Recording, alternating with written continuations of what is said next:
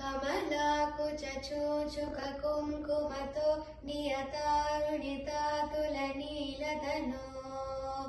कमलायतलोचनलोकपते विजयी भव वेङ्कटशैलपते सचतुर्मुख षण्मुख पञ्चमुख प्रमुखाखिल दैवतमौलिमने शरणागत वत्सल शारनिधे परिपालय मां वृषशैलपते अतिवेलतया तव दुर्विषहै अनुवेलकृतैरपराधशतैः भरितं त्वरितं वृषशैलपते परया कृपया परिपाहि हरे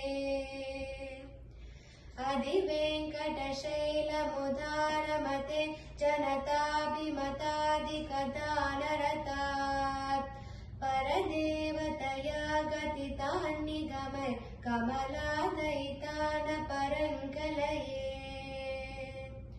कलवेणुरभावशगोपवधू शतकोटिवृतात् स्मरकोटिसमात् प्रतिवल्लभिकाभिमतात् सुखदात् वसुधेवसुतानपरङ्कलये अभिरामगुणाकरधा शरदे जगदेकधनुर्धर धीरमते रघुनायक राम रमेश विभो वरदो भवदेव दया जलदे अवनीतनया कमनीयकरं रजनीकर चारुमुखाम्बुरुहम् रजनीचरराजतमो मिहिरं महनीयमहं रघुराममये सुमुखं सुहृदं सुलभं सुखदं स्वनुजं च सुखाय मोगशरम् अपहाय रघुद्वहमन्यमहं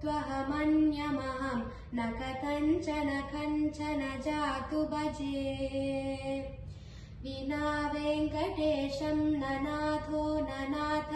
सदा वेङ्कटेशं स्मरामि हरे वेङ्कटेश प्रसीद प्रसीद प्रियं वेङ्कटेश प्रयच्छ अहं दूरदस्ते पदाम्बोजयुग्म प्रणामे जयागत्य सेवां करोमि सकृत्सेवया नित्यसेवा फलं त्वं प्रयच्छ प्रभो वेङ्कटेश अज्ञानिना मया दोषान् अशेषान् विहितान् हरे क्षमस्वत्वं शेषशैलशिखामणे।